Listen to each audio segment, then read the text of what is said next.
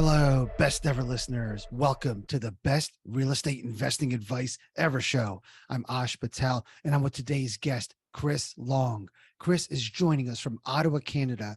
He is the CEO and founder of Longyards, a hybrid business model that takes old world storage and combines it with secure contractor storage yards, as well as community support.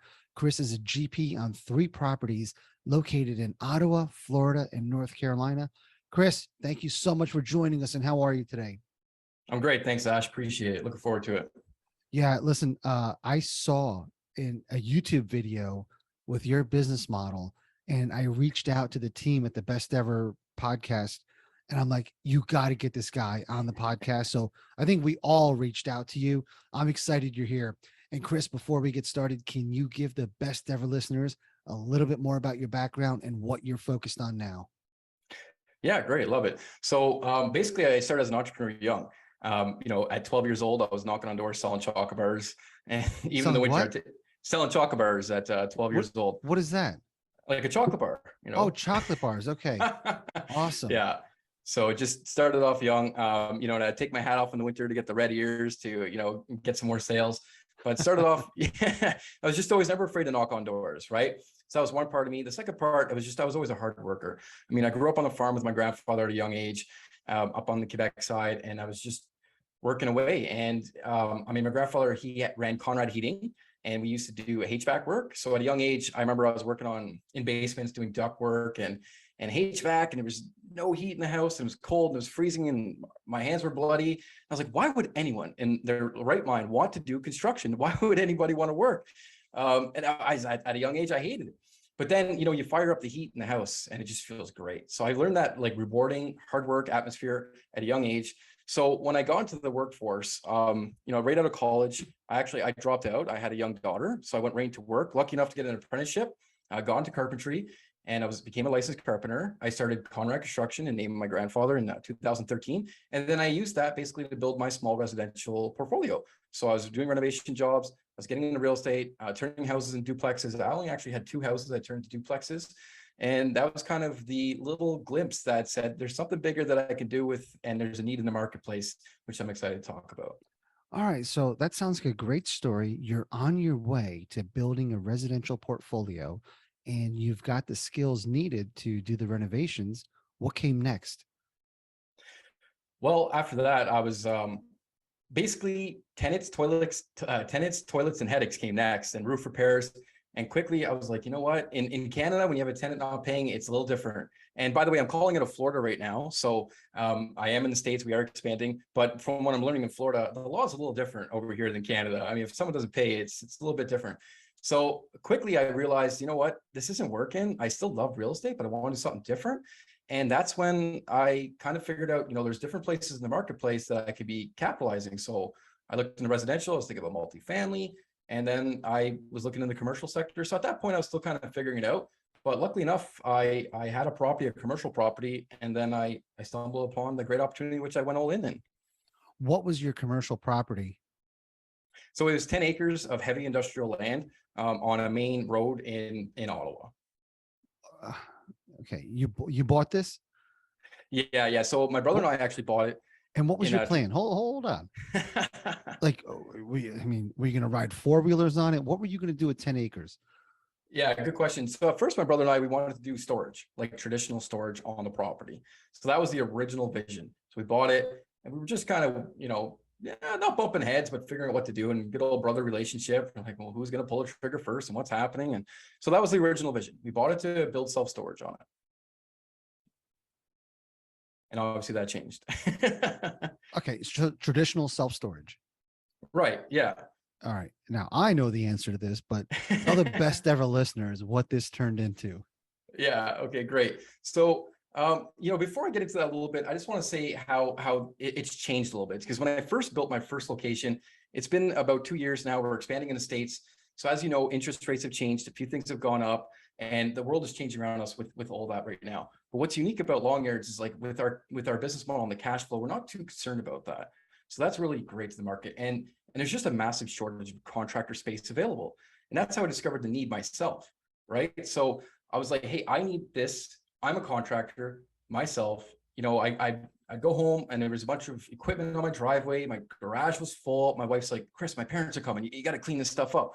So I was like, I knew there was a need in the marketplace, and I needed an affordable space that wasn't a long-term lease and that was just adaptable for my business needs. So I did this. I started building, a great business from the inside out for the needs of a small business like myself as a contractor. And that's pretty much where the idea and how the vision started, was from that need.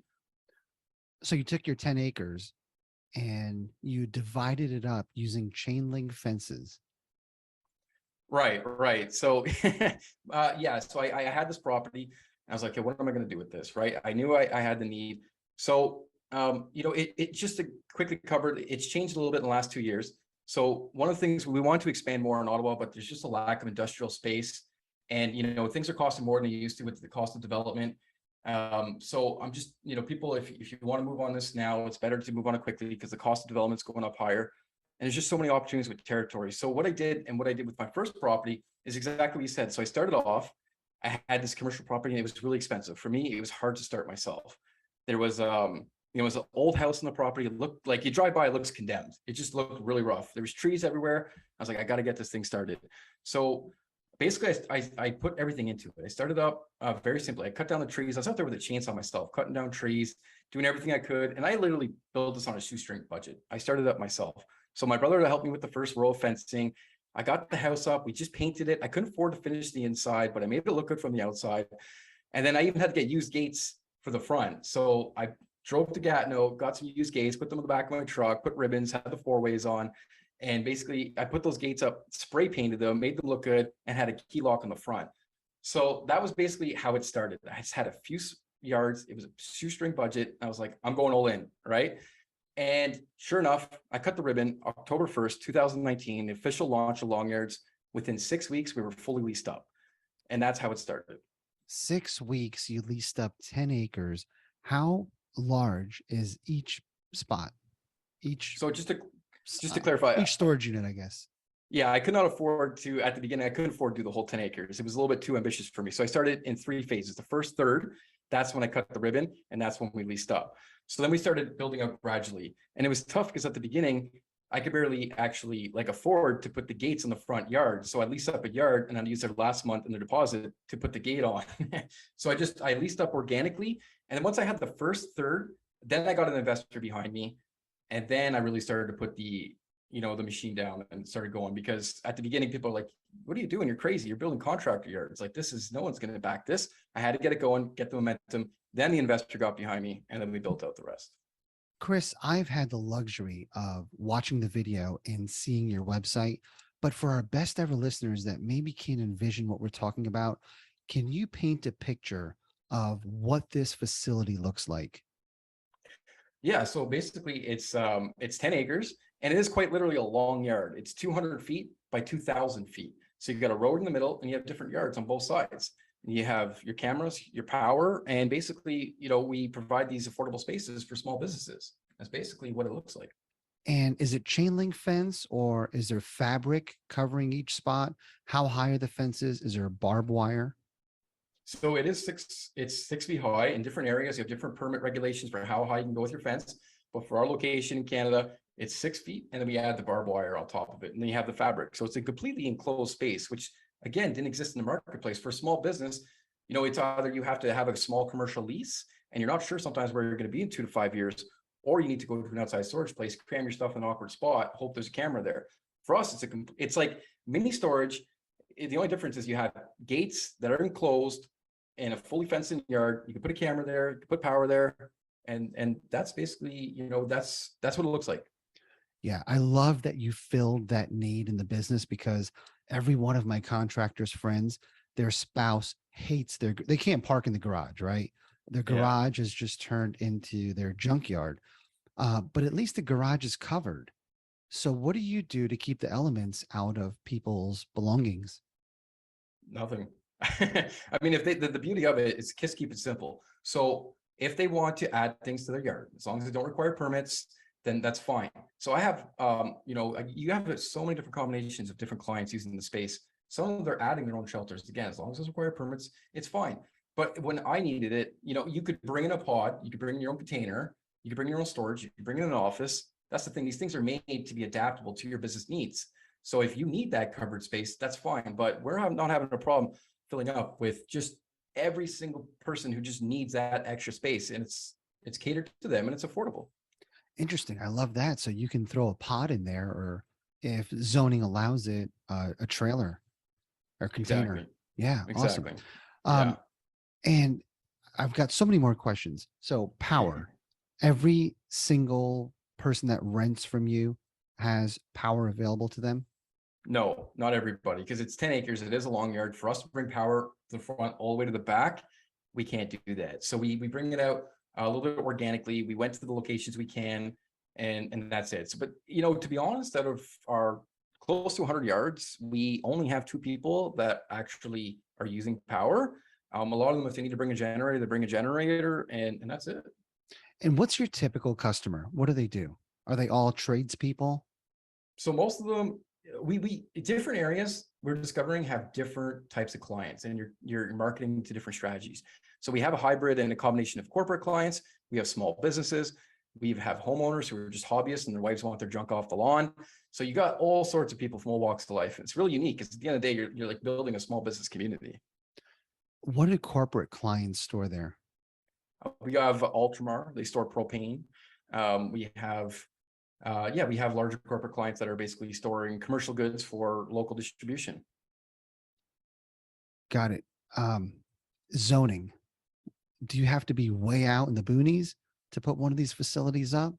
No, so zoning is like in Canada, most heavy industrial will work. What I'm learning in the States is there's different terms and different codes for different areas. So basically outdoor storage or open air, as some counties would say, but you have to have, that's a very important part. And even them with those zoning requirements, they have certain restrictions. So they want a certain height because it's a residential area. They don't want to see cranes, whatnot. So working with the zoning department is definitely really important. And that's one big step that we got to work through. And cameras. If you don't have power everywhere, how can the lots in the back, how do they get covered by cameras? Oh no, we got cameras. So we run power over internet cameras everywhere. Got it. Okay. Yeah. And our clients get cameras. So you got to remember, I built it like for myself as a small business. I'm like, what do I need? Right. And then now all my clients, they get camera access so they can see everything going on. So I had a landscaper selling stone from his yards. He could sit at home, watch his client or customer come in. He could text the gate from his phone, watch the gate open, watches him drive to the yard, watches the camera in the yard, says, oh, that's not the right stone, pick up that stone, sends him an e-transfer on his way. It's a beautiful thing. Who would have thought a landscaper could work remotely from home? I love that. That's the thing, with the way we're doing things, it's so unique to the marketplace. And we're just working on so many different strategies. We introduce technology, we automate it. And again, we're not worried about a few interest points with our cash flow. I mean, I moved to the States. I mean, I'm immigrating here. I'm working in the States and I didn't visit my property for a year. So it's once you do the heavy lifting and it's up and running, then the systems take over. Chris, in the US, I think we've got a little bit more crime than you have in Canada. And even with the cameras, have you experienced theft? No, so we're still like new to the marketplace. I mean, we're going through our site plan approvals on a lot of our locations and due diligence. Now we do know, there was no one doing this in Canada. So when I started, I looked around, I'm like, I was the only crazy person that brave enough to start in Canada. But in the States, we have seen some unique business models, and they do like a block wall around the perimeter. But it really depends on how the real estate is kind of gridlocked in, if you have good landscape buffers and everything. But yeah, crime, you got a higher population, more opportunity, more crime, more everything. But I figured, if all these security elements that we placed at our first location, placed at the second, and it's so active traditionally that people they feel it's a safe community, right? It's people are looking over each other in a helpful way, not looking over each other like I want to take something kind of way. I love it. Competition. You're definitely a pioneer in this space, but I don't see a lot of barriers to entry for your competition. So have other people gotten on board with this idea and try to run with it? So, and that's one thing that that's the reality in the marketplace, right? So not that I'm aware of, like I said, I saw it first in the States to make sure it wasn't completely crazy in Canada. So I knew it was happening, but no one's doing it like we're doing it. So just like I'm educating the listeners and talking to you about it, you're like, what are you doing? We have to educate the marketplace too. So it's really unique, right? So I mean, the way we tell the story and the way we get clients in, we know people in Ottawa now because competition is coming. We started it in October 2019. Now people are starting it, but they're not leasing up. So it's like, it sounds easy and it looks easy on the surface, but there's a lot of layers to it. We had to reinvent the wheel 3 to 5 times as we were building out to perfect the wheel. So now we have our marketing systems dialed in, we have our build out dialed in, we have everything we need dialed in. And so, yes, there's going to be competition, but I think we're just ahead of the market on how we roll it out, how we market, how we get our clients, and how we're growing. Good. You have first mover advantage. So speaking of marketing, you're selling to franchisees, right? What does a franchisee get if they buy into Longyards? Right. So basically, they get all of our systems to support them. We're going to help secure territory. If you don't have the land, let's say you want to buy the land, because there's a lot of money to be made in the real estate. You can also lease land and have a great cash flowing business. So that's the first thing. You've got to identify whether you love real estate, and with these listeners, most people do. We're going to help you add tremendous value to the real estate. We're going to find a parcel with you, protect your territory, provide you everything you need to get the lending, the highest and best use. We're going to walk you through on the lease up, oversee the construction, and then we're going to help you scale it out. We want ideally a franchisee to have 3 to 4 locations in one area, have one full-time, one manager overseeing it, and a great business. So we're going to help you with everything we've learned to scale it out quickly. Where's the ideal location? Is it in an industrial area, a residential area? Is it where a typical self-storage facility would be? Well, actually, it's funny. Self-storage, it's complementary. People are going there to store. They see us. They're like, that's kind of neat. And, because self-storage is storage for the small stuff. Like, we're storage for the big stuff. Like, that's a great way to summarize it. So we kind of want to be around the action.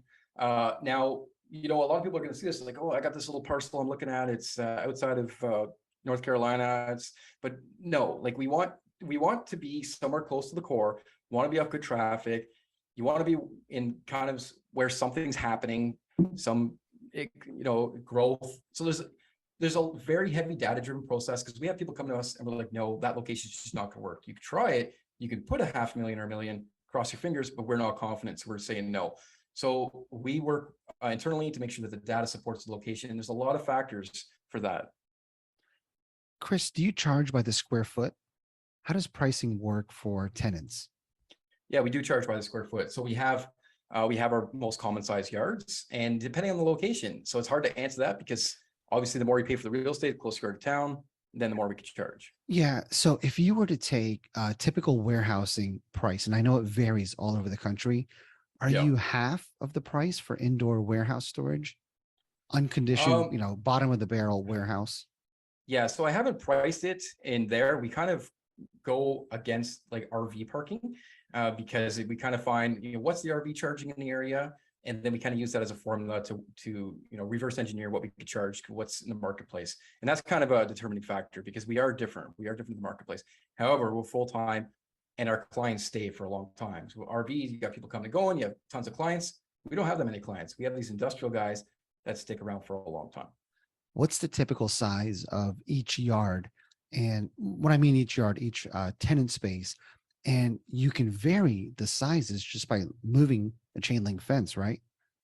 Well, that's the thing. So what else is a little bit unique about our business? We want to build things modular. So we build it in a way where it's fixed from the front, everything, you got your gate with your code, but if the yards can move around, we'll make it move around. So when you think about that, there's many layers to that. It's like quick for build out. Like that's what's unique about Longyards. Like a lot of these projects are taking months with underwriting and due diligence.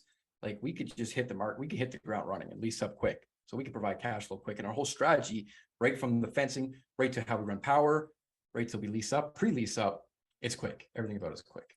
What's the smallest space I can rent? Our smallest yard, and actually we stopped doing this because again, our learning curve, reinventing the wheel, was 30 by 50, but we don't make that size anymore. But anywhere they're a little larger than that, which is our common size. But we also have larger yards for corporate clients. Our biggest yard rents for $2,200 a month, and our smallest yard rents for $275 a month. So it's really all over the map. So roughly 2,000 or 3,000 square feet is only a couple $100 a month. Yeah. Man, I'm going to start collecting old cars. I'm going to throw them in your yard. So Chris, you started this with a shoestring budget, and then I heard the word investor. What happened? You took on an investor? Yeah. So I have, basically it was hard to get going, right? I got it started and I was talking to people and like, no, you're crazy. I've never heard of this. Good luck. That's when I had to sell both my houses and start it up by myself. And even then it was tight to make it work. But at that point I had the investor behind me and he just helped with the first property. So to give you an idea of the numbers in the first property, bought it for 470,000, got it going myself with some lifting. The investor put in around 500,000 in total. So I was in around 1.1, 1.2, and it got appraised for 3.6 million. That was my very first location, and it's not even done being built out yet. What's the revenue that comes in each year? You're right now around 360,000, and it's Wow. going up, and it's going up. We haven't even reached phase 4, phase 5. That's incredible. And our maintenance is like a fraction of the cost of most businesses, right? You know, think of self-storage. So I kind of say like Longyards is self-storage on steroids because we don't have the roofs, we don't have the doors, we have clients to stay for a long time. They need their stuff. It's not grandma's junk. This is their industrial livelihood. So yeah, it's great. And no HVAC systems. I got to fill potholes, fix gates. There's no plumbing. Is it month to month tenants? That's what, again, like I built it for a business that I need for what I need as a small business. I didn't want something that was long-term. I didn't want something that was complicated or that restricted my business. I want something that was affordable and that could be adaptable. So I built it for guys like me, and we offer month to month, and we do want a couple months notice when you're leaving, but that's fine. And you know what? We have a very low turnover. Our clients are happy. They're staying, they're referring their friends. So it's great. Like the strategy that we have implemented, it's great. Chris, that's an incredible story. What is your best real estate investing advice ever? Best real estate investing advice. Oh man. I mean, I sat on that property for 2 years and I was thinking about it for a long time. I knew I wanted to do the store, like something bigger. And I waited because I was a little scared. So my biggest advice is just don't let fear hold you back. Just go for it, man. Like that's it. Yeah, that is great advice. Chris, are you ready for the best ever lightning round? Let's do it. All right, Chris, what's the best ever book you recently read? I'm going to go to the classic Rich Dad, Poor Dad, Robert Kiyosaki. And Chris, what's the best ever way you like to give back? Well, actually, what's great about Longyards is we built a community. So we're taking a leadership role. We're helping these small businesses. We provide back to the neighborhood and the community. And I love giving back. I'm building a business plus giving back to the community. It's great. I'm loving it. Chris, how can the best ever listeners reach out to you? Beautiful. So you can reach me at longyards.com, at clong@longyards.com, the website longyards.com, or my email clong@longyards.com, or you could just call me 941-278-1995. Give me a shout. Yeah, Chris, I got to thank you again. I reached out to you. My team reached out to you. Had no idea if you were going to be able to come on this podcast. Thank you for being gracious, sharing what you're doing, and truly being a pioneer in this industry, man. Amazing conversation. Thank you. Appreciate it. Thanks for your time. Best ever listeners, thank you so much for joining us. If you enjoyed this episode, please leave us a 5-star review, share the podcast with someone you think can benefit from it. Also, follow, subscribe, and have a best ever day.